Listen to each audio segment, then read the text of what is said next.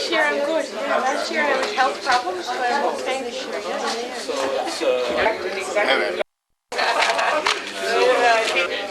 prepared for it. I'm so tired of getting deadlines. Okay, Mike. Okay. Well, Georgia Tech is, I mean, it's a big, Yeah, we do. so this is for audience to take your favorite political thread that are on here in the election process. Yeah. Can I have this? You was talking to people. Donald,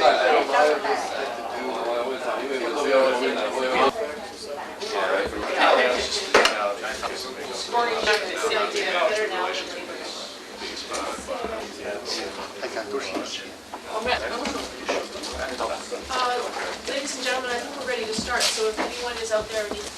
Good afternoon, everyone. I apologize for the delay. I believe one of the TV stations had a bit of a deadline and wanted to interview the speakers just beforehand briefly, so they've already warmed up their vocal cords and they're all ready to go.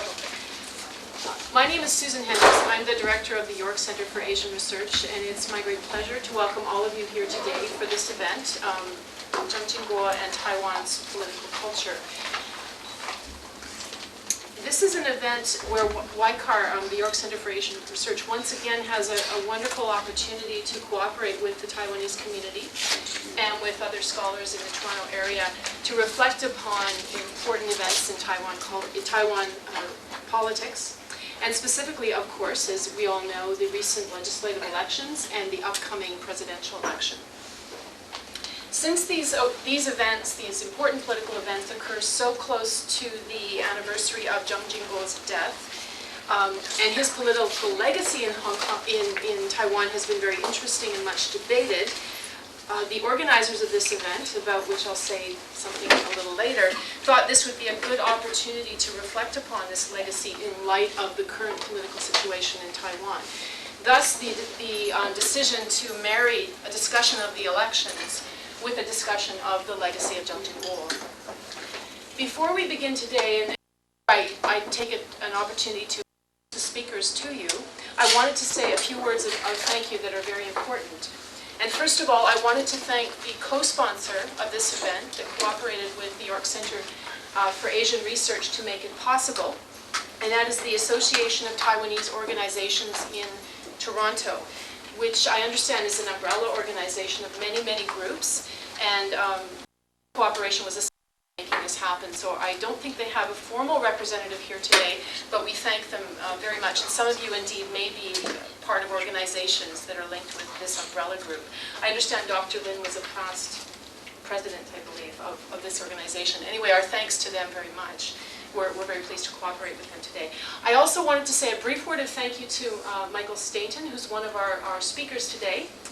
And Michael really is the brainchild behind this event, once again, keeping us in touch with Taiwan politics and bringing us together to talk with experts and interested citizens, both of Taiwan and the globe, to discuss these events. So thank you, Michael, for making it happen. And also to our coordinator at the York Center for Asian Research, Alicia Glugowicz in the back, who was essential in the organization. And now I'd like to turn to the speakers. And did you want me to introduce everybody at the same at the front? Okay, let's do that. I wanted to introduce our speakers, which indeed is a very impressive and interesting group of people today who bring a great deal of expertise and reflection, I think, on these events. So it should be a very good talk indeed. And this is in no particular order because I actually don't know what order they've decided to speak in, but I'll just start from the top. First, my pleasure to introduce Dr. Albert Lin. Dr. Lin is a nuclear physicist and taught for many, many years at Ryerson. He was also a member of Taiwan's legislature in the 1990s, where he had one of the overseas member seats, and we were talking about that earlier, a very interesting innovation in Taiwan's political institutions, and he represented the DPP in that seat. He has also held, I understand, just about every leadership position in the Canadian-Taiwanese community over the years, including president of the Taiwanese-Canadian Association and the Association of Taiwanese Organizations in Toronto, our co-sponsor, as I mentioned. So welcome, Dr. Lin. Donald Chen, to my immediate left, is chair of the Ma Xiao, right? Ma Xiao. Sorry, bad accent there.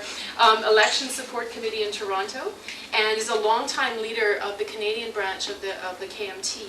He, in his other life, is a chartered accountant. So he brings that expertise as well to us today. Bringing the academic perspective, we have our colleague from U of T up here. We have Professor Joseph Wong next to Dr. Lin. Professor Wong is an associate professor of political science at the University of Toronto, and he holds a Canada Research Chair in Democratization, Health and Development, based at U of T. He's also director of our sister organization down there, the Asian Institute. I can't list all of Joe's many publications, but I just want to draw your attention to the fact that he's published widely and has much expertise on Taiwan, including he is the author of a book called Healthy Democracies, Welfare Politics in Taiwan and South Korea. So indeed, he's an expert on the broader East Asian region, but and in fact, I just understand he's just returned from Taiwan and doing some research there and was there for the legislative elections, so has no doubt some hot anecdotes for us. All right, and last but certainly not least, I have my colleague Michael Stainton here from York University. Michael specializes in Taiwanese domestic politics and society, in religious cultures and transformations. He has published on such topics as Aboriginal self-government, religion and rights, and democracy in Taiwan. He also, of course, as many of you know, worked for many years in Taiwan in the area of rural community development, and he was a member of the Taiwan Election Canadian Group of Observers in 1992. Most recently, in 2007, he was elected president of the Taiwanese Human Rights Association of Canada. So, ladies